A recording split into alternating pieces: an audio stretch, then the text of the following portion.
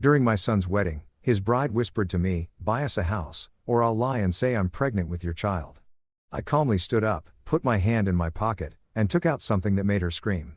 The wedding was cancelled. The fabric samples lay scattered across my desk when the phone rang. I'd been comparing burgundy and navy upholstery swatches for the Scottsdale showroom, squinting at them under the fluorescent lights. Thursday afternoon, the kind of quiet February day where business hums along without crisis. Dad, are you sitting down?" Kevin's voice hit me like electricity. My son didn't call during work hours unless something had happened. "What's wrong?" I straightened in my chair, already running through possibilities. Accident, job loss, health crisis. Nothing's wrong. Everything's perfect. His words tumbled over each other, breathless. "Jessica's pregnant. We're getting married 2 weeks from Saturday." I know it's fast, but when you know, right? The sample slipped from my fingers. Kevin, my son, who'd stumbled through 3 failed engagements in his 20s, who'd spent the last 5 years avoiding commitment entirely. Pregnant, married. Kevin, I searched for words that felt genuine. "That's wonderful. I'm happy for you. I want you to meet her properly tonight, maybe. Can we come for dinner?" I glanced at my watch. 3:15. Absolutely. 7 o'clock. After he hung up, I sat back in my leather chair and stared at the ceiling tiles. Kevin hadn't mentioned Jessica before last month. Now she was pregnant and they were planning a wedding. The timeline felt compressed, rushed. But maybe that was just my old-fashioned sensibility. My late wife Ann and I had dated for 3 years before marrying. Different generation, different rules. I wanted this to work for him. I wanted it badly. The market on Camelback had decent steaks. I selected 2 ribeyes and a New York strip. Grabbed asparagus and baby potatoes. Wine. I chose a Napa Cabernet. Nothing too expensive, but respectable. At home, I set the dining room table with Ann's china. The ivory plates with the delicate gold rim she'd received from her grandmother. If Kevin was starting a family, this moment deserved acknowledgement. Tradition mattered. They arrived exactly at 7. Kevin came through the door with that nervous energy I remembered from his childhood piano recital, practically vibrating. The woman beside him moved differently, smooth, controlled, her heels clicking against my tile entryway with purpose. "Dad, this is Jessica." She was striking, dark hair pulled back in a sleek ponytail, designer dress that probably costs more than my monthly utility bill. Her handshake was firm, almost aggressive, and her smile stayed fixed on her mouth without reaching her eyes. "Charles, Kevin talks about you constantly." Her gaze swept past me, cataloging the living room, the furniture, the art on the walls. "What a lovely home." "Thank you. Please come in. Dinner's almost ready." Kevin hovered beside her like a satellite, watching her reactions. I led them to the dining room where Jessica's attention immediately locked onto the china cabinet. "Interesting pieces. Are these antiques?" She moved closer to the cabinet, phone already in her hand. "Do you mind if I take a few photos? I love vintage design." Before I could answer, she was snapping pictures of the credenza, the grandfather clock in the corner, the cabinet itself. Kevin jumped in. "Jess is really into interior design. She's got amazing taste." "I'm sure she does." I headed to the kitchen, grateful for the excuse to move. Something in her tone when she said antiques hadn't sounded like admiration. It sounded like appraisal. Dinner started pleasantly enough. Kevin asked about the business, updating me on his work in commercial real estate, but Jessica dominated the conversation with surgical precision. 4 stores, Kevin mentioned. That must generate significant revenue. She cut into her steak, eyes on me. "What's the annual take for something like that?" "It varies. Economy affects furniture sales more than people realize." I kept my voice light, businesslike. "But you must do well. This neighborhood, the house, the business," she gestured with her fork. "You've built something substantial." Kevin shifted in his seat. "Dad worked incredibly hard. Built it from a single storefront." "Very impressive." Jessica sipped her wine. "We drove through Paradise Valley yesterday. Those estates are breathtaking. That's where I picture raising a family. Good schools, safe neighborhoods. Important for children, don't you think?" The implication hung between us like smoke. Kevin focused on his plate, cutting his meat into smaller and smaller pieces. "Paradise Valley is expensive," I said carefully. "Of course, but you can't put a price on a grandchild's future." Her hand covered Kevin's on the table. "We're still figuring out our housing situation. My current rental is impossible. The landlord refuses to make basic repairs. With a baby coming, we need proper space." Kevin finally spoke. "We're looking at places," Dad. Nothing fancy yet. Nothing fancy, but something safe. Jessica's smile widened. Kevin tells me you're very generous with family. That's rare these days. I took a long drink of water, buying time. Every instinct I'd honed over 40 years in business was firing warnings. These weren't casual dinner questions. She was establishing needs, testing responses, calculating possibilities. The rest of the meal passed in similar fashion. Jessica commented on the furniture, then asked what pieces cost. She mentioned her student loans, then wondered aloud how Kevin's family handled financial planning. She complimented the house, then noted how much upkeep older homes required. Kevin barely spoke. When he did, it was to soften her edges. What Jessica means is or she's just excited about the wedding. When they finally left around 10:30, Jessica hugged me at the door. She leaned in close, her perfume overwhelming, and whispered, "Thank you for being so understanding. Kevin talks about your generosity all the time. We're lucky to have you." Kevin Unk's hug was quick, distracted. He seemed eager to leave. I stood in the doorway, watching their tail lights disappear down the street. Jessica's head was already bent over her phone, illuminated by the screen's glow. Inside, I cleared the table slowly, rinsing Anne's china by hand, though the dishwasher would have been easier. My hands moved through the routine while my mind replayed the evening. The way Jessica photographed my home without asking. The pointed questions about money, about real estate, about my generosity. Kevin's silence, his hunched shoulders, the way he avoided my eyes. I told myself it was nerves, wedding stress. But my gut, the same instinct that had saved me from disastrous business partnerships, from bad investments, from deals that looked perfect on paper but felt wrong, was screaming. Something about her eyes when she looked around my home.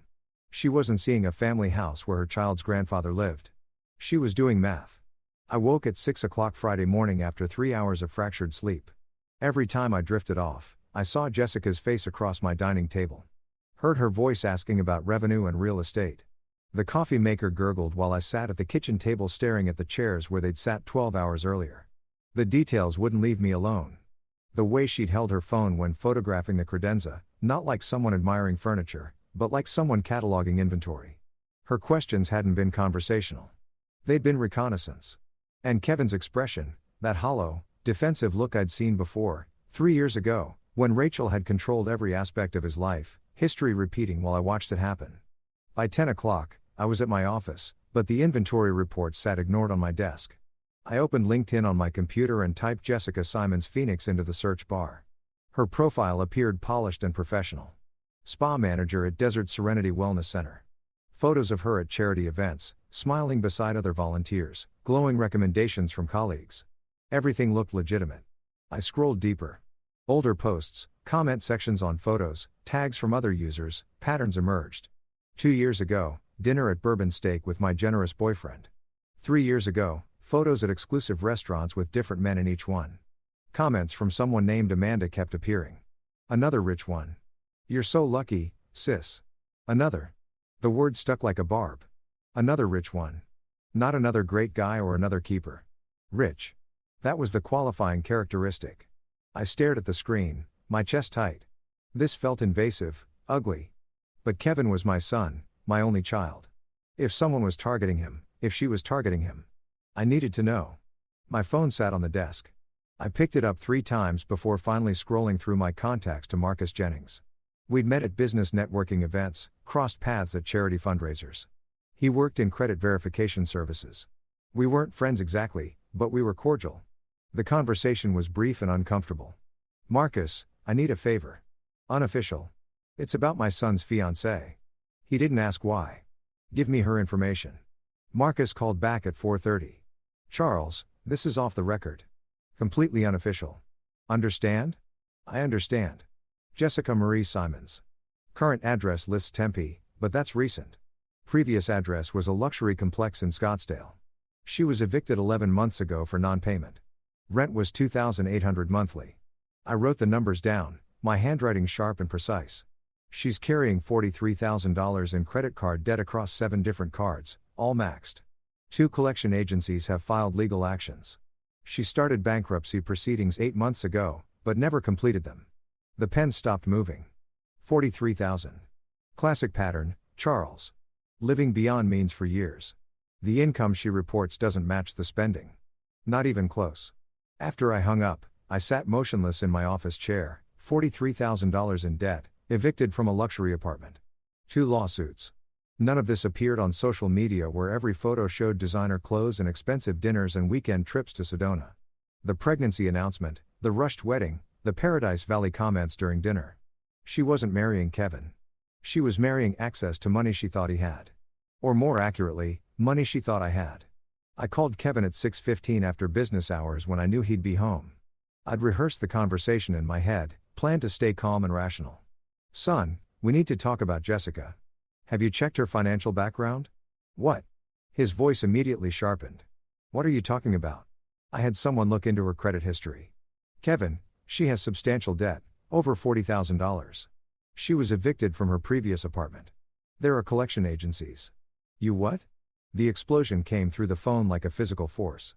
"You investigated her. You called in favors to spy on my fiancée. Kevin, listen to me. She has 7 maxed credit cards, 2 active lawsuits. This is serious financial trouble. And with a baby coming, how dare you?" His voice cracked. "Do you have any idea how controlling this is? How invasive? I'm 35 years old, Dad. I don't need you vetting my life like I'm some teenager. I'm trying to protect you. These are facts. She was paying rent she couldn't afford. She's buried in debt. You can't stand seeing me happy. You never approved of anyone I dated. Rachel, Michelle, Sarah, you found problems with all of them. This isn't about approval." I kept my voice level, fighting to stay calm. "This is about a woman with a pattern of financial irresponsibility who suddenly appears pregnant and wants to get married in 2 weeks. Kevin, please just think about the timeline. You just can't stand the thought of me being happy with someone you didn't choose." His words came out ragged, wounded. "You never could. I should have known you'd find a way to ruin this. Kevin, don't call me again." The line went dead. I sat there with the phone in my hand, staring at the darkened screen. Outside my office window, the Phoenix sunset painted the sky orange and purple, beautiful and meaningless. I pulled up Jessica's Instagram again on my computer. Every photo showed luxury, designer handbags, expensive restaurants, weekend trips to California wine country, spa days, jewelry. None of it matched a spa manager's salary. None of it made sense unless someone else was paying or unless she was hunting for someone who would pay. The pregnancy test could be real or manufactured. The rushed wedding ensured minimal time for questions. The Paradise Valley comments were anchors, establishing expensive expectations early. Kevin's defensiveness kept interference minimal. She'd done this before. Amanda's comment proved it. Another rich one.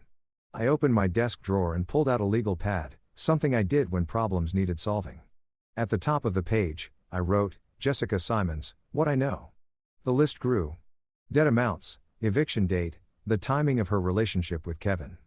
Every pointed question from last night's dinner. When I finished, 3 pages were covered in notes. Kevin wouldn't listen. That was clear. He'd chosen his side, and it wasn't mine. Which meant I had 2 weeks before the wedding.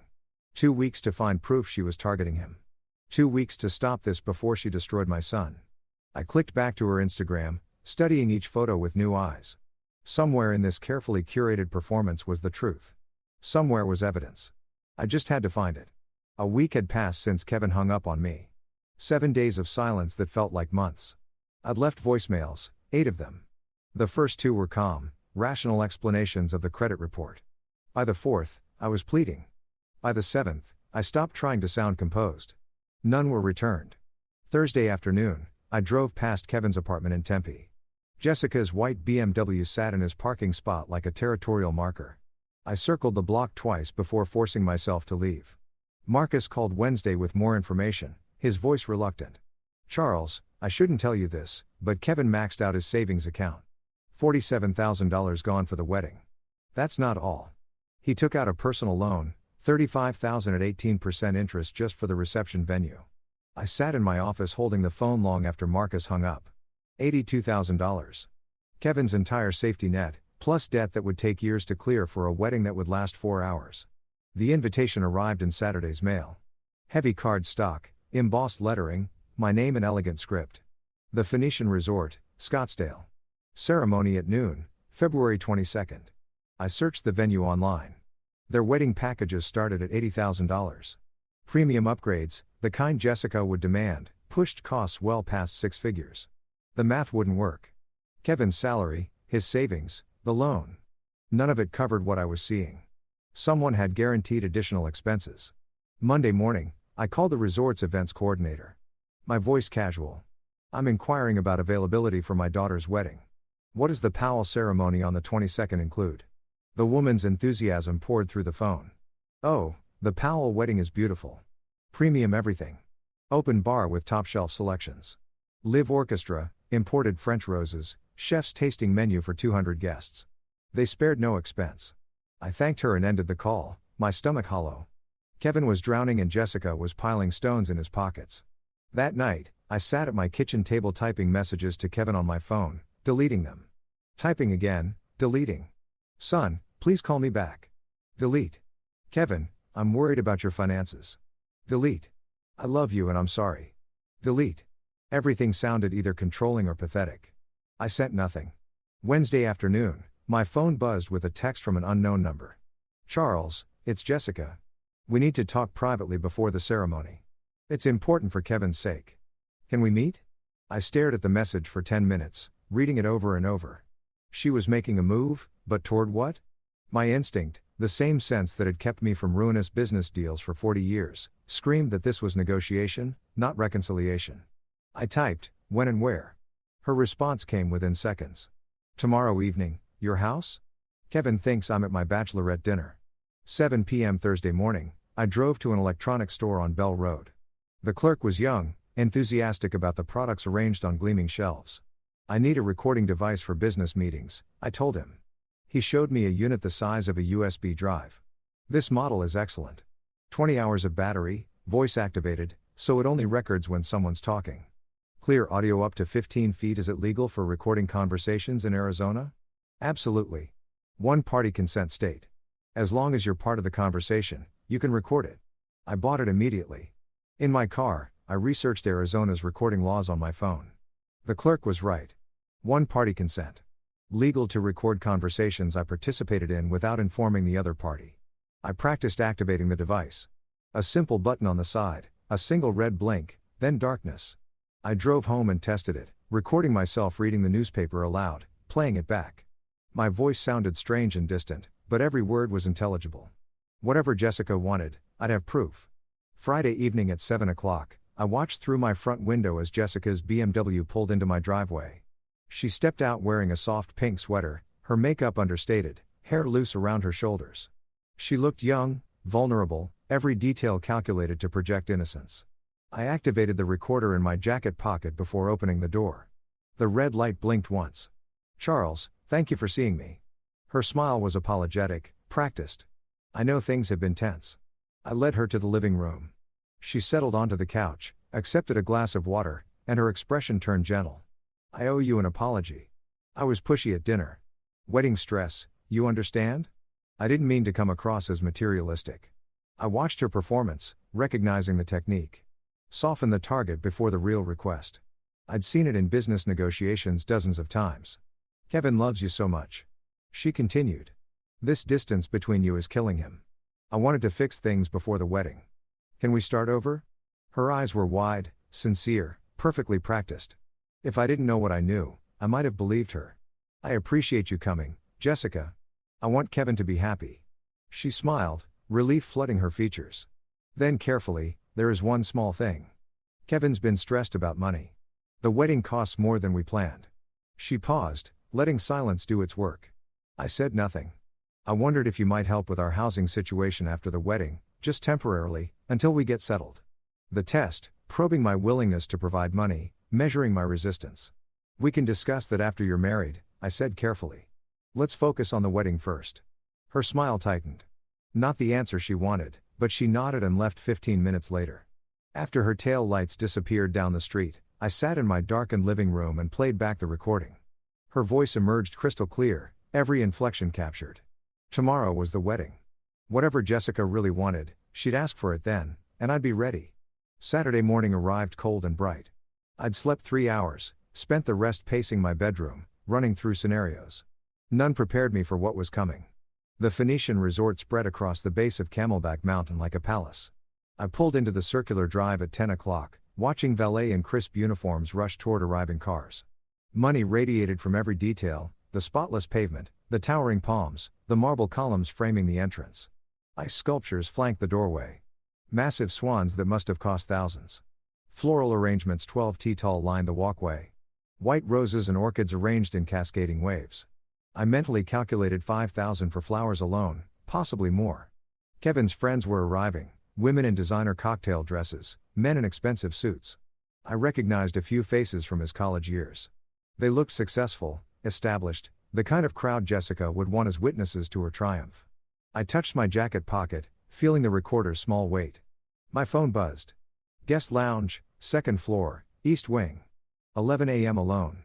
I walked through the venue toward the ceremony space. The ballroom had been transformed into something from a luxury magazine spread.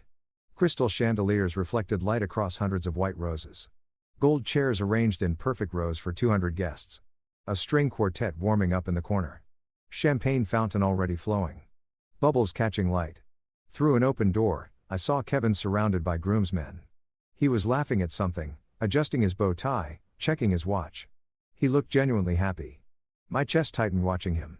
At exactly 11, I climbed the staircase to the second floor. The guest lounge was empty, private, with floor-to-ceiling windows overlooking the mountain. I activated the recorder. The single red blink confirmed it was working and slipped it back into my pocket. Jessica entered at 11:03, closing the door quietly behind her. The wedding dress was stunning. Vera Wang probably elegant silk with intricate beading across the bodice.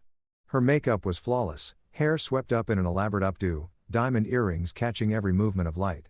She looked like a princess from a fairy tale, but her eyes were cold mathematics. Charles, thank you for coming early. Her smile was warm, practiced.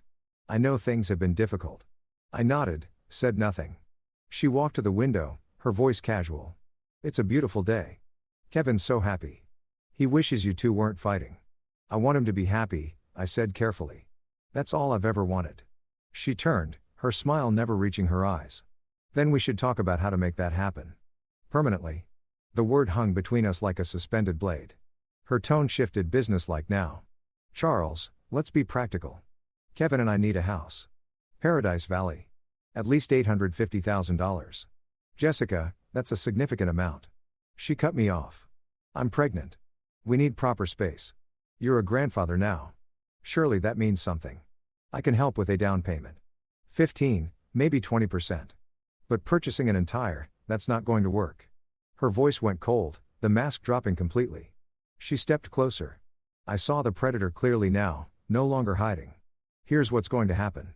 You're going to buy us that house full payment this week. And if I don't, her smile was sharp as broken glass. Then I'd tell everyone the truth, that I'm pregnant with your child. Ice flooded my veins, but I kept my voice steady. That's absurd. No one would believe.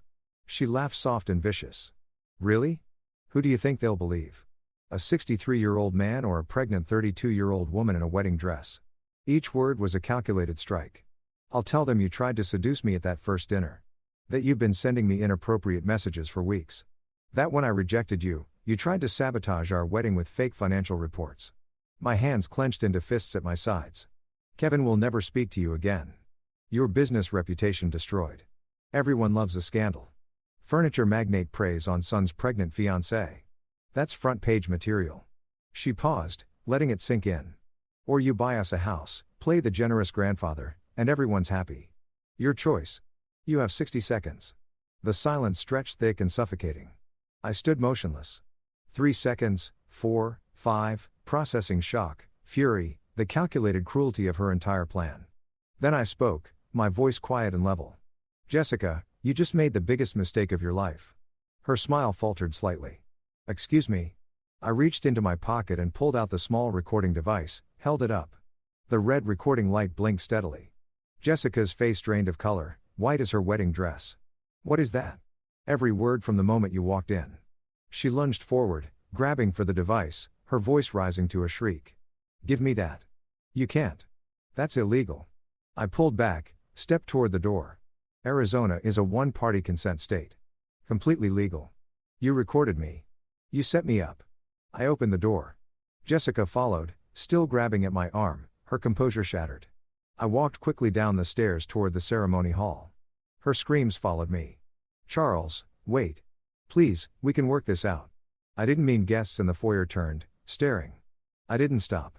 I entered the ballroom and walked straight to the sound technician near the string quartet. Connect this to your system. Play it now. The technician looked confused. Sir, the ceremony's about to do it now.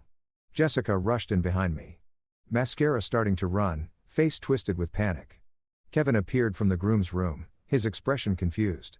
Dad, what's happening? The recording began. Jessica's voice filled the ballroom through crystal clear our speakers. Charles, let's be practical. Kevin and I need a house. Every guest froze. 200 people locked in horrified silence. The recording continued, her pregnancy threat, the seduction accusation, the blackmail demand, every word captured with perfect clarity.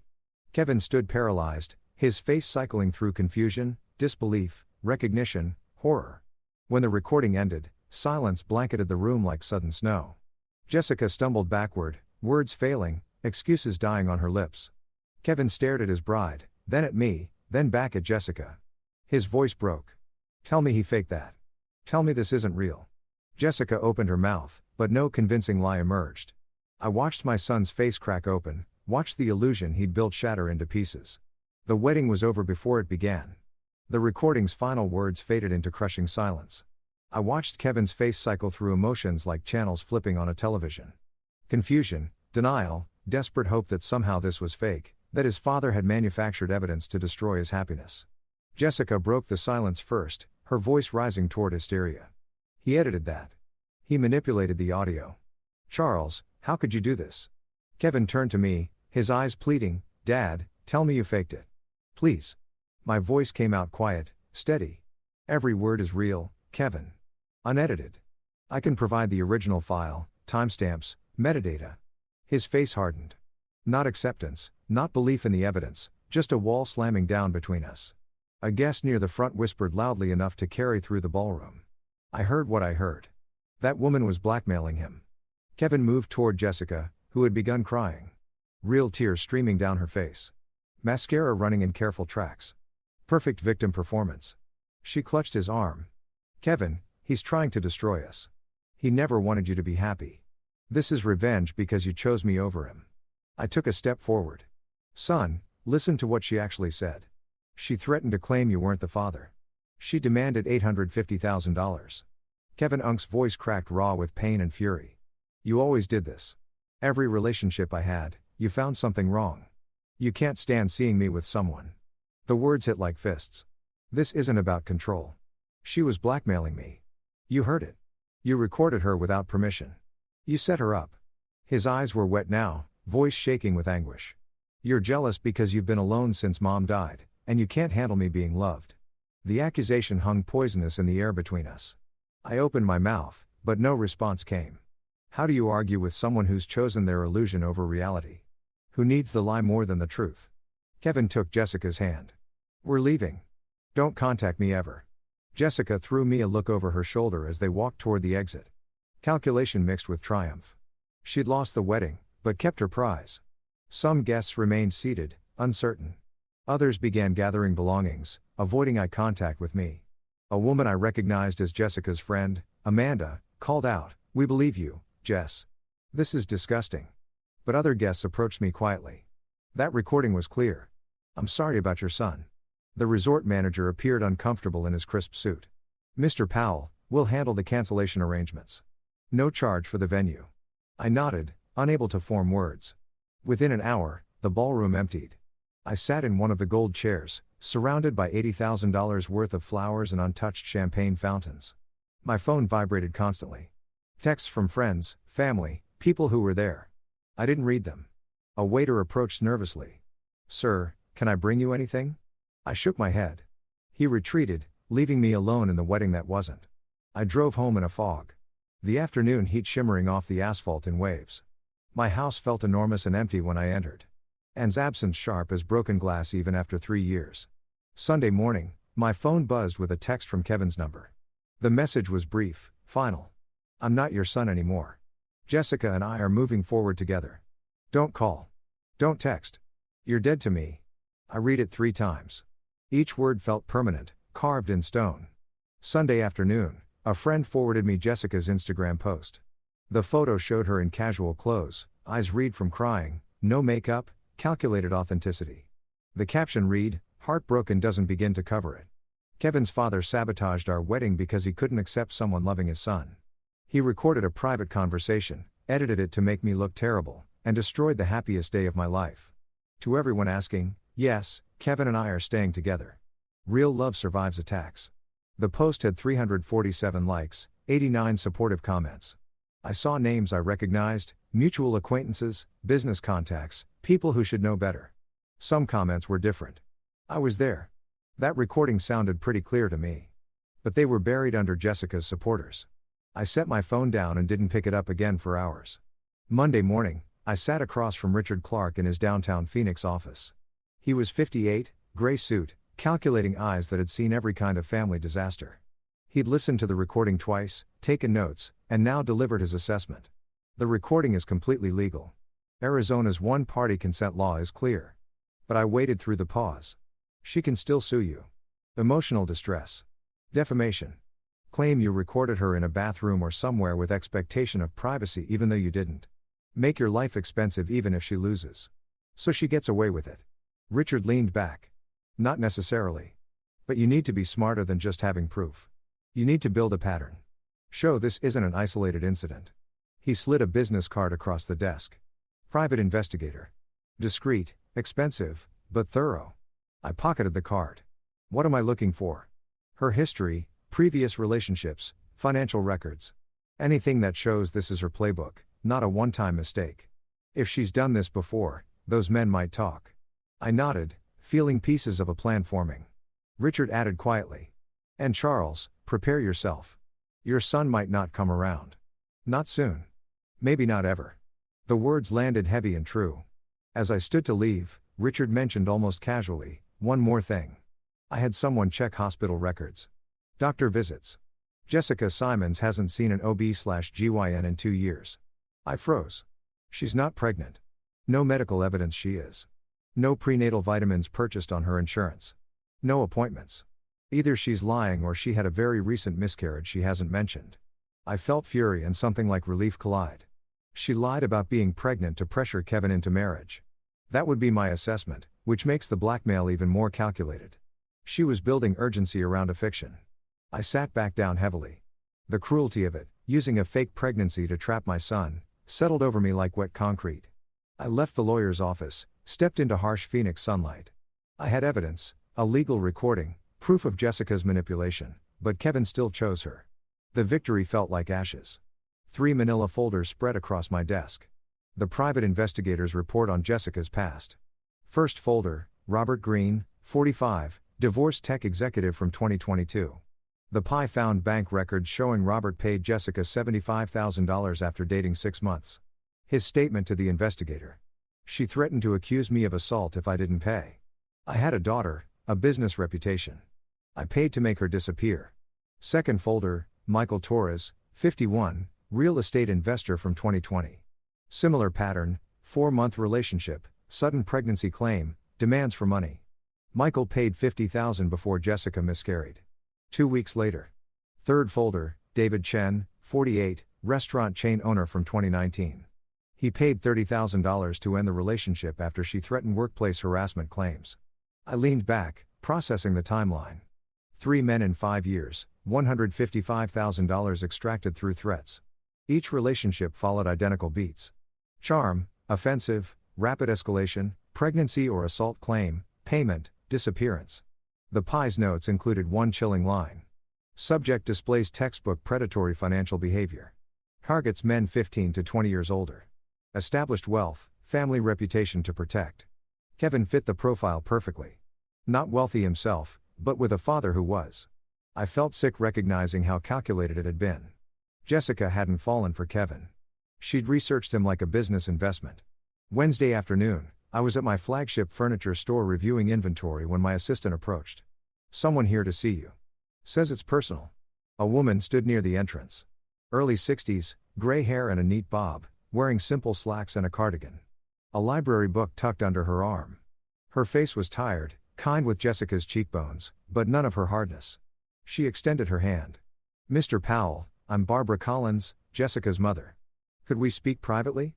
My first instinct was suspicion. Another manipulation, but her eyes were direct, sad, genuine. I led her to my office and closed the door. Barbara sat, took a breath. I owe you an apology and possibly an explanation. She spoke carefully, like each word cost something. I saw what happened at the wedding. A friend sent me the video someone posted online. I winced. I hadn't known there was video. I've watched my daughter manipulate people since she was 16. Boyfriends, employers, even me. She stole $12,000 from my savings 3 years ago. I reported it to police, then dropped charges when she cried and promised to change. Her voice didn't waver. She's done this before. Other men. I didn't know the details, but I knew the pattern. She'd date someone wealthy. The relationship would end abruptly. Suddenly, she'd have new furniture, a new car, expensive trips. Why are you telling me this? I asked. Barbara met my eyes. Because you tried to protect your son, and he rejected you for it. I know that pain. Jessica pushed me away years ago. The only time she contacts me is when she needs money or an alibi. She paused, and because she's planning something else. I saw her text conversation with her sister, Amanda. I sat forward. What kind of conversation? Barbara pulled out her phone. Opened screenshots. Amanda left her phone at my house last month. I looked. I know it's wrong, but I needed to know what Jessica was doing. She handed me the phone. The text thread between Jessica and Amanda read like a criminal blueprint. Jessica. Kevin's broke now, but his dad's loaded. The recording is a problem, but I can work around it. Get Kevin to sue Charles for emotional damages. Split whatever we win. Amanda, you think Kevin will sue his own dad? Jessica, he'll do whatever I tell him. He's already isolated from everyone but me. Give it 2 months, then I'll suggest he deserves compensation for childhood trauma or something. Make it about therapy costs. I read it twice, feeling cold, fury build. I looked up at Barbara. You're giving this to me. Why? Her voice was quiet. Because I failed as a mother somewhere. I don't know where or when, but I created this. And I can't watch her destroy more lives. This is your daughter. Yes, and I love her. But I also know she won't stop unless someone stops her. You have resources to fight back. Kevin's in danger, even if he doesn't see it yet, she added. There's more. Email threads where Jessica discusses targets. A spreadsheet of men she researched, including income estimates. She treated your son like a business acquisition. I felt something shift inside me. Not just anger, but strategy forming. Barbara visited again Thursday morning at a coffee shop I suggested. Neutral ground. She brought more evidence. Printouts of Jessica's social media from years ago, deleted posts bragging about landing wealthy men. We sat for 2 hours, Barbara filling in gaps the pie couldn't access. I found myself talking about Kevin's childhood, my late wife, how hard I tried after she died. Barbara listened, shared her own story. Husband left when Jessica was 10. She raised both daughters alone on a librarian's salary. Jessica always wanted what we couldn't afford, Barbara said. I thought it was normal kid stuff. By the time I realized it was something else, it was too late. The conversation shifted from evidence to something more personal. 2 parents wounded by their children. Over the next week, Charles and Barbara met 3 more times. Initially to discuss strategy, share information, plan legal moves, but the conversations drifted. Books we'd read, Phoenix's Relentless Heat, The Loneliness of Empty Houses. I noticed Barbara's careful intelligence, her quiet humor, the way she listened completely. She noticed my fairness, my restraint, despite having weapons to destroy Jessica legally. Neither of us named what was happening, but something was a recognition. Comfort in shared damage. Friday afternoon, Barbara emailed me a file, Jessica's project spreadsheet. I opened it, felt my blood pressure spike. Column headers, name, age, net worth, SD, vulnerabilities, timeline, expected yield. Kevin Powell 3585K salary but father owns 4 business father guilt isolated desperate to prove independence 6 to 8 months 500K 1mm 9 other names were listed above Kevin's dates going back to 2018 most had notes completed 75K completed 50K failed 2 smart failed had prenup I forwarded the file to Richard immediately this wasn't just evidence it was a confession. Barbara and I met at the coffee shop again Friday evening. I slid my laptop across the table, showed her Richard's response. This changes everything. We can pursue fraud charges, but we need to be strategic about when we reveal this. Barbara nodded slowly. What's the goal? Protecting Kevin or punishing Jessica? I considered both, but protecting Kevin comes first, even if he hates me for it. Barbara's hand rested briefly on the table near mine. Then we do this carefully. Together. The word together sat between us, meaning more than strategy. The email from my private investigator arrived Thursday morning with the subject line, "New development, urgent." I opened the attachment at my office desk. Screenshots of Jessica's text conversation with a commercial realtor filled my screen. She'd found a luxury spa location in Paradise Valley. Monthly rent $15,000. Her pitch to Kevin emerged through the messages. "We'll be partners. Your business degree, my spa management experience. We just need startup capital." I scrolled further. Equipment quotes totaling $180,000. Renovation estimates of $120,000. The final text made my stomach drop. Jessica to the realtor. "My fiancé is securing a $200,000 business loan. Can you hold the property for 2 weeks?" I forwarded everything to Barbara and Richard immediately. An hour later, the Pi's follow-up arrived, marked confidential smoking gun. Attached was Jessica's LLC registration in Delaware, created 2 weeks earlier. The company name Serenity Wellness Holdings. The registered agent wasn't Kevin. It was Jessica alone. Bank account documents showed an offshore connection in the Cayman Islands. The Pi's note explained, standard setup for capital extraction. Equipment purchases get invoiced to offshore suppliers. Fake companies she controls. Money disappears. Business fails. She vanishes with capital. Target will be left with $200K debt and no assets. Recommend immediate intervention. I'd seen this scheme before. Contractors who defraud investors, vendors who bill for phantom supplies. Kevin wasn't a partner. He was a funding source. I called Richard. "I need to stop alone without revealing my involvement. Can it be done?" He thought for a moment. Anonymous tip to the bank's risk assessment department. Include her credit history, the LLC structure, the offshore account. Banks hate fraud risk. That afternoon, I created an anonymous email account at the public library downtown. Sat at a computer terminal surrounded by teenagers doing homework and retirees reading news sites. I attached Jessica's credit report, the one Marcus had provided months ago, plus screenshots of the Delaware LLC showing her sole ownership and the Cayman Islands account documentation. Subject line, "Fraud alert, Kevin Powell loan application." Body text. The supposed business partner, Jessica Simons, has 43 in existing debt, an offshore account, and sole control of the LLC Mr. Powell believes they co-own. Recommend reviewing for fraud indicators. I hit send before I could second-guess the decision. 2 days later, Kevin's number appeared on my caller ID. I didn't answer. He would only call if he needed something or wanted to yell. The voicemail he left was brief, angry. "I know you did this. The bank rejected my loan. They said someone sent them information about Jessica. This is low even for you." I saved the voicemail. An hour later, Jessica called from Kevin's phone. "Charles, we need to talk about boundaries. You're interfering with Kevin's business decisions now." I didn't answer that call either. The following week, Jessica began appearing in my orbit too frequently to be coincidence. Monday morning, she was at the coffee shop I frequented before work. She approached my table. "Charles, what a surprise. Can we please talk? I miss Kevin having his father in his life." Wednesday, she appeared in my store's parking lot when I left for lunch.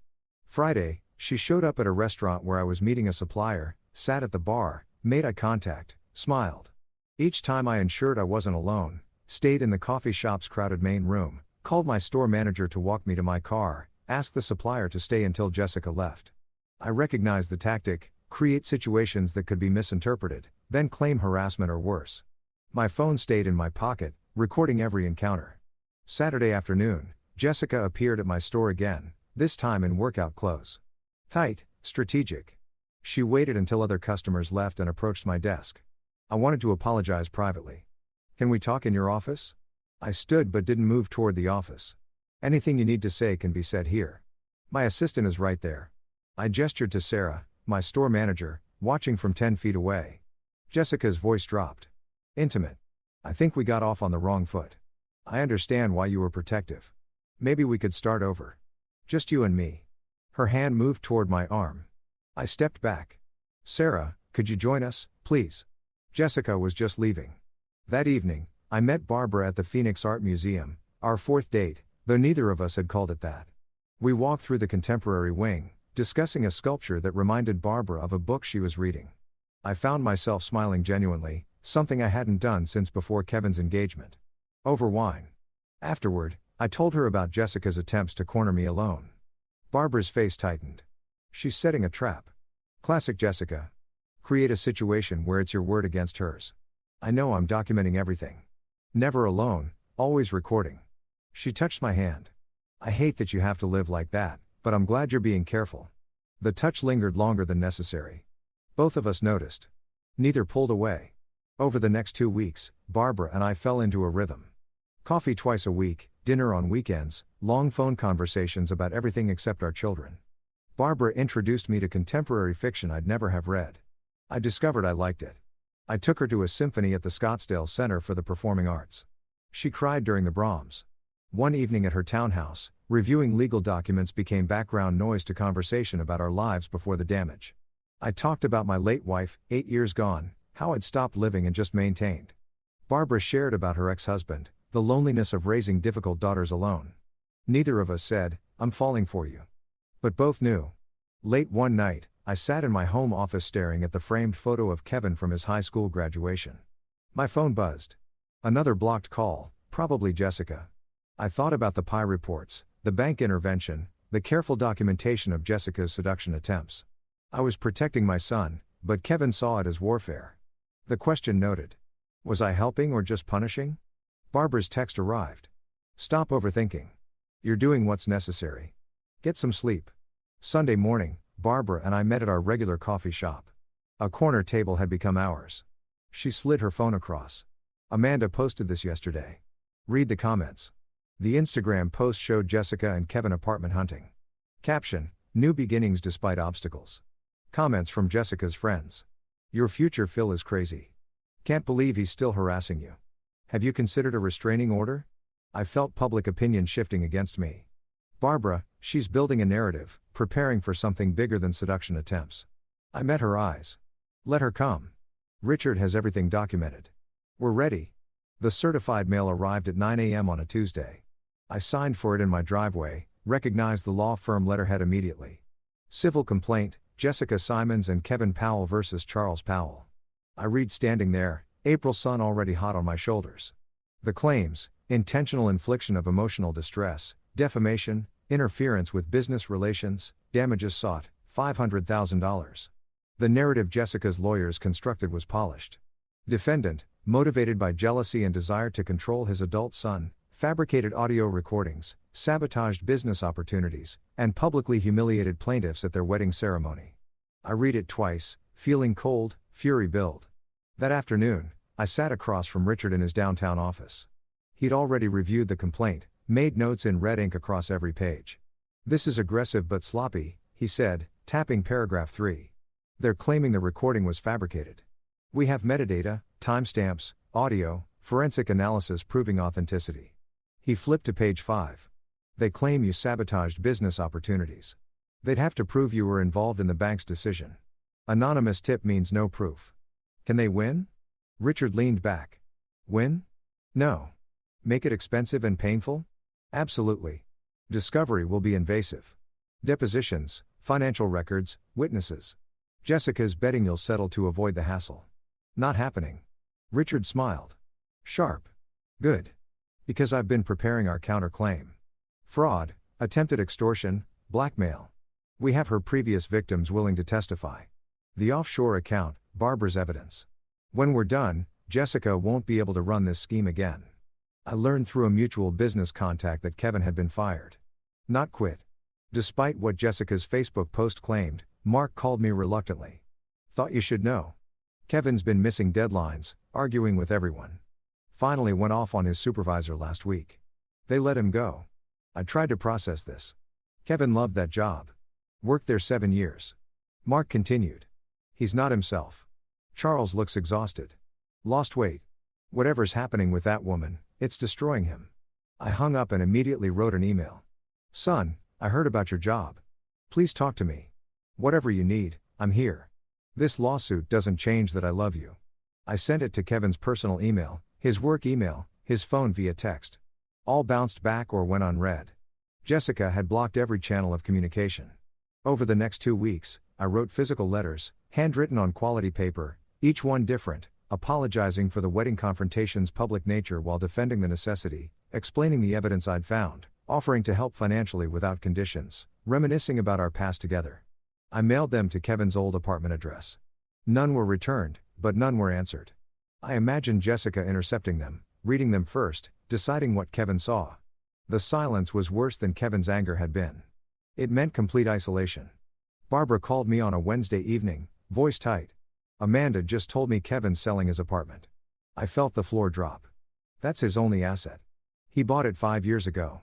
Jessica convinced him they need the money for legal fees and living expenses until he finds work. Amanda said, Jessica has a real estate agent already lined up. It'll sell fast. Good area. Nice unit. I did quick math. Kevin bought it for $240,000, probably worth $290 now with Phoenix's market after his existing mortgage, maybe $80,000 in equity. Jessica would burn through that in months, leaving Kevin with nothing. Can I buy it through an LLC? Keep Kevin from knowing? Barbara's silence told me she'd already considered and rejected this. Kevin would eventually find out. It would look like more control. I'm sorry. Desperate, I tried video messages to Kevin's phone. Recorded myself in my living room trying to sound calm despite the tremor in my voice. Kevin, I'm not asking you to forgive me. I'm asking you to look at the evidence with clear eyes. Jessica has an offshore account. She's done this to 3 other men. I can prove all of it. Please just look at what I'm sending you. I attached PDFs, bank records, the Pi report, screenshots of Jessica's LLC. The message showed as delivered but never opened. I recorded another. I know you can't hear this.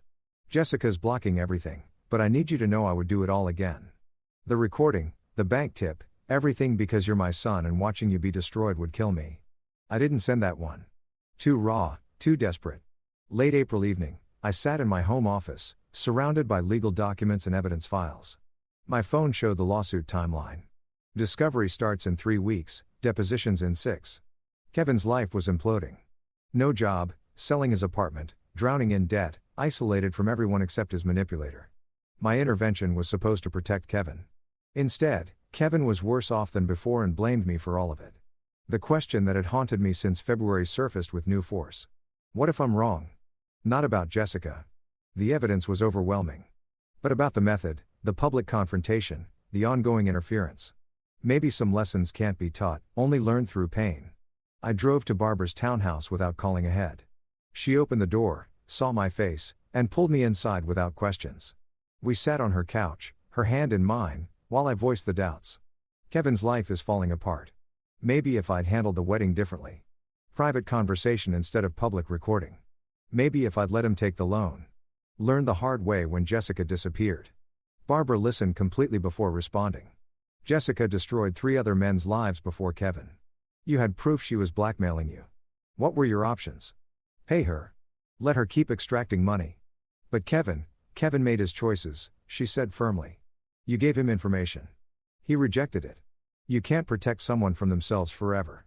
She cupped my face. You're not cruel. You're not vindictive. You're a father watching his son make terrible decisions and doing the only thing you can. Building a record so when Kevin finally opens his eyes, there's proof. The truth doesn't stop being true because it's painful. I leaned into her touch, feeling something loosen in my chest. That weekend, I met with Richard to finalize the legal response. He had prepared 2 versions, defensive and aggressive. Defensive keeps things quiet, Richard explained. Aggressive makes this very public, very ugly. Jessica's previous victims would testify. Her financial schemes get exposed in detail. But Kevin's name is attached to the lawsuit. He'd be dragged through it all. I stared at both documents. My son's signature was on the complaint against me, but my son was also a victim, manipulated into attacking his own father. I chose the aggressive option. Kevin needs to see the full truth, even if he hates me for it. Late that night, Barbara and I walked through her neighborhood, the desert air finally cooling. When this is over, the lawsuit, the exposure, everything, Kevin still might not forgive you, she said. I know. Can you live with that? I thought about the past 3 months. Discovering Jessica's scheme, the wedding confrontation, losing Kevin, finding Barbara. My answer surprised me.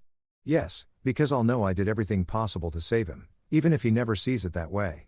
The Maricopa County Superior Court building rose from downtown Phoenix like a monument to order. All glass and concrete fighting the June heat. I sat at the polished defense table beside Richard, watching Jessica's lawyer arrange papers with practiced confidence. Judge Morrison presided, mid-50s, sharp eyes, a reputation for demolishing frivolous lawsuits. Jessica's attorney, Davis, delivered his opening statement with theatrical flair. Charles Powell, jealous father, controlling manipulator, destroyed his son's happiness from pure spite. Kevin sat in the gallery behind Jessica, wearing an ill-fitting suit. He'd lost weight. His face was pale, unreadable. Barbara sat alone 3 rows back. Our eyes met briefly. She nodded, encouragement. Richard waited beside me with predatory patience, yellow legal pad covered in notes. 3 evidence boxes stacked at his feet. Jessica took the stand, swearing oath with practiced sincerity. Her lawyer guided her through the narrative. She'd fallen in love with Kevin, was excited to join his family, but Charles had been hostile from their first meeting. He questioned my finances, investigated my background without permission, then recorded a private conversation where I was joking poorly, I admit, about needing a house. Her voice trembled perfectly. He played that recording at our wedding in front of 200 people. It destroyed everything. Kevin lost his job from the stress. We lost our savings, all because Charles couldn't accept someone loving his son. She dabbed her eyes with tissue. Richard didn't cross-examine aggressively. He asked 3 questions. Miss Simons, how many men have you dated in the past 5 years who were significantly older and financially established? Jessica hesitated. I don't see how that's relevant. Richard smiled. Your Honor, it will become very relevant. Richard began methodically. Your Honor, this isn't about a father's jealousy. It's about a documented predator who has run this identical scheme on at least 3 previous victims. He presented the audio forensic analysis first. Expert testimony via deposition confirming the wedding recording was authentic, unedited with verified timestamps and metadata. Jessica's lawyer objected repeatedly. Judge Morrison overruled each time. I'll hear the evidence, counselor. Next came Jessica's financial history. The credit report showing $43,000 in debt, the eviction, the collection lawsuits, then the Delaware LLC registration for Serenity Wellness Holdings, Jessica's name only, despite telling Kevin they'd be partners. The offshore Cayman Islands account opened 3 weeks before the spa proposal. Bank statements showing the spa business plan was a shell for extracting Kevin's loan. Richard's presentation was surgical. Each document building on the last. Kevin shifted in his seat, face growing paler with each revelation. The defense calls Robert Greene. A man in his mid-40s entered expensive suit, graying at temples, successful but carrying visible shame. He swore in, sat, wouldn't look at Jessica. Mr. Greene, how do you know the plaintiff? I dated her 3 years ago for about 6 months. How did that relationship end? Greene took a breath. She told me she was pregnant, said it was mine. Then she said she needed $100,000 for medical care and to go away quietly. Or she'd tell my ex-wife I'd gotten her pregnant during our custody battle. My daughter was 12. I couldn't risk losing custody. What did you do? I paid $75,000. All I could raise quickly. 2 weeks later, she texted that she'd miscarried. Then she disappeared. Changed her number. Moved. Gone. He produced bank transfer records, text message screenshots where Jessica explicitly demanded money. The courtroom was silent except for someone's sharp intake of breath. Kevin's Jessica's lawyer tried damage control. Your Honor, Mr. Greene's allegations are unproven, and Richard interrupted. We have 2 more victims prepared to testify. Michael Torres paid $50,000 under similar circumstances in 2020. David Chen paid $30,000 in 2019. Same pattern. Fake pregnancy, blackmail, payment, disappearance. He slid their sworn affidavit across to the judge. Judge Morrison read, face darkening. Jessica stood suddenly. Those men are lying. This is a conspiracy. Charles paid them too. Mrs. Simon, sit down. Jessica's lawyer whispered urgently. But she was panicking now, the composed mask cracking. I watched Kevin in the gallery, his face cycling through emotions. Disbelief, recognition, horror. Judge Morrison didn't deliberate long. I've heard enough. This lawsuit is not only without merit. It appears to be part of an ongoing pattern of fraud and extortion. She looked directly at Jessica. Miss Simons, the recording Mr. Powell made was legal under Arizona law. The evidence suggests you did exactly what that recording captured. Attempted to blackmail him for money. Your claims are baseless. The gavel came down. The complaint is dismissed with prejudice. Further, Mrs. Simons, you are ordered to pay defendants legal costs in the amount of $47,000. Jessica's face went white. I'm also referring this matter to the county prosecutor's office for investigation of possible fraud and extortion charges. This court is adjourned. The gavel's crack echoed like a gunshot. I exited the courthouse into late afternoon heat, loosening my tie. Richard was triumphant. That went better than expected. Morrison doesn't make prosecutorial referrals lightly. Barbara appeared, hugged me briefly, propriety in public, but relief in her eyes. Then I saw Kevin standing by a parking meter, alone, looking lost. Jessica was 20 feet away on her phone, back turned, voice rising in argument. I approached Kevin slowly. "Son." He looked at me and for the first time in 6 months really saw me. "Dad, those men, what they said." His voice broke and I recognized the sound, his certainty shattering. "I know. I'm sorry you had to hear it that way, but you needed to hear it." Kevin's next words came hoarse. "The offshore account, the fake pregnancy. Was any of it real?" I wanted to comfort him with lies, but chose truth. "I don't think so, Kevin. The PI found evidence she researched you before you even met. Your income, my business, everything. She chose you deliberately." Kevin sagged against the parking meter. "I quit my job for her. Sold my apartment. Sued my own father. I moved closer. I know and I still love you. That never changed." Kevin looked like he wanted to believe, but couldn't quite reach it yet. Jessica's voice cut across the parking lot. "Kevin, we're leaving now." Her tone was sharp, commanding. No more sweet manipulation, just control. Jessica strode over, grabbed Kevin's arm. "Don't listen to him. Your father paid those men to lie. It's all a setup. We can appeal. We can." Kevin pulled his arm back slowly. First time I'd seen him resist her. "Jessica, they had bank records, text messages. That man was crying on the stand." Jessica's voice went syrupy. "Baby, he was acting. Your father is powerful. He has money. He can make people say anything. We have to stay together. You and me against the world, remember?" Kevin looked between her and me. Mine visibly at war. I stayed silent. This had to be Kevin's choice. Finally, Kevin said quietly, "I need to think. I need space." Jessica's face hardened for one unguarded moment. Pure calculation. No love. Then the mask returned. "Of course, baby. Let's go home and talk. Just us." Kevin walked to Jessica's car, movements mechanical. I watched them drive away. Barbara's hand finding mine. Richard approached. "He's wavering. Give it time. Reality doesn't sink in instantly." I nodded, but the hollow feeling remained. I'd proved everything in court. Exposed Jessica completely won the legal battle. But Kevin still drove away with her, and that was the only victory that truly mattered. My phone rang during a furniture delivery review at the store. Mid-July afternoon. Phoenix baking under relentless sun.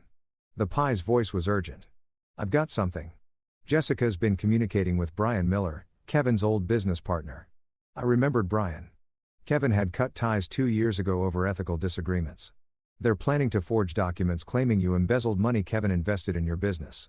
Bank transfers, falsified contracts, the works. They're meeting tomorrow night to finalize the forgeries." Cold fury flooded through me. After losing in court, she's going criminal. Desperate people make desperate moves. She's facing $47,000 in judgments, plus possible fraud charges. This is her last play. "Send me everything. Location, time, the intercepted messages." That evening, I sat with Barbara and Richard at my dining table. Laptop open showing Jessica's message thread with Brian. Jessica's text. "The old man has money Kevin technically invested years ago. We can claim he never returned it. Add interest. Make it look like embezzlement. Brian, you keep 30% of whatever we get." Brian's response, "I can create backdated investment agreements, fake bank statements. Meet me at Dominic's Steakhouse tomorrow at 7. Bring cash for the documents." Richard leaned back. "This is conspiracy to commit fraud. If we call the police now, they'd arrest them." I shook my head. Kevin needs to see it himself. Hear it from her own mouth. Otherwise, she'll convince him it was entrapment or I set her up. Barbara touched my hand. "You're going to bring Kevin there. Show him who she really is when she thinks he can't hear." "Exactly. Can you get him there without Jessica knowing?" "Amanda owes me. She's starting to see what Jessica really is. I think she'll help." Next morning, I texted Kevin from a new number. He'd blocked my regular number months ago. "Kevin, it's Dad. Please don't delete this. I need to talk to you. Not about Jessica. About your mother. Something I should have told you years ago. Dominic's Steakhouse tonight at 7. I'll wait 1 hour, please." The mention of his late mother was calculated. Kevin always wondered about details I rarely discussed. 3 hours later, a response. "I'll be there. 7:15. If this is a trick, I'm done forever. I coordinated with the restaurant manager, an old customer. I need a private booth with a clear line of sight to table 14, and I need you to seat a specific couple at that table at exactly 7 o'clock. The manager, sensing the seriousness, agreed. I arrived at 6:45, took a corner booth with high back seats, could see table 14, but occupants couldn't see me. At 7 o'clock, Jessica and Brian arrived. We're seated at table 14, 20 feet away. Jessica wore business casual, her serious meeting outfit. Brian was mid-40s, slick briefcase on table. They ordered drinks. Then Brian pulled out folders. I've created everything. Investment contracts from 5 years ago showing Kevin put $85,000 into Powell Furniture. Letters requesting return of capital. Your father ignoring them. Jessica examined the documents, smiling. These look perfect. When Kevin sees these, he'll have to sue again. His father will settle rather than face embezzlement charges. My hands clenched under the table, but I waited. At 7:12, Kevin walked in, scanning the restaurant. I watched Kevin approach the host stand, searching for me. He hadn't seen Jessica and Brian yet. They were engrossed in their conspiracy. I texted Kevin, "Don't come to my table yet. Look right. Table 14. Just listen." Kevin's face showed confusion. Then he spotted Jessica. He froze, 20 feet away, partially hidden by a decorative pillar. Jessica's voice carried in the quiet restaurant. "Kevin's such an easy mark. He actually believes everything I tell him. I love you, baby. Your father's the enemy. It's pathetic how desperate he is to be loved." Brian laughed. "You've milked him for what, 6 months now? No job, no apartment, sold everything. Almost dry. This forgery is the last play. We get Charles to settle for maybe $200,000. I take my cut, pay off those court costs, and disappear. Kevin won't even know I'm gone until the lease on our apartment bounces. What about the kid? Still playing?" Jessica's laugh was cold, empty. "Please, there's never been a kid. That idiot believed it without even seeing a test." I watched Kevin's face from across the restaurant. It was the face of someone watching their entire world burn. Kevin Unk's knees buckled slightly. He grabbed the pillar for support. Jessica continued oblivious. The recording at the wedding was my only mistake. Should have checked for devices, but even after that disaster, Kevin stayed. They always stay longer than you expect. She took a sip of wine. Men like Kevin, desperate for validation, daddy issues, isolated, they're perfect targets. You just tell them what they want to hear and watch them hand over everything. Kevin turned, saw me in the corner booth. Our eyes met across the restaurant. Everything Jessica said, every lie, every manipulation, it was all visible in Kevin's expression. I nodded toward the exit. Kevin walked out, moving like a man underwater, and I followed. I found Kevin in the parking lot leaning against a car, face in his hands. He wasn't crying. He was beyond tears in that hollow space after catastrophic loss. I approached slowly. "Son." Kevin Unk's voice came muffled. "You tried to tell me at the wedding, after court, in every letter, I called you jealous, controlling, bitter. You were in love, or what you thought was love. She's very good at this." Kevin finally looked up. "I sold my apartment, quit my job, sued my own father, for someone who just called me an idiot, who was never pregnant, who was never anything real." I moved closer. "You weren't blind, Kevin. You were manipulated by a professional. There's a difference. I lost everything. I have nothing. I am nothing." I pulled my son into a hug.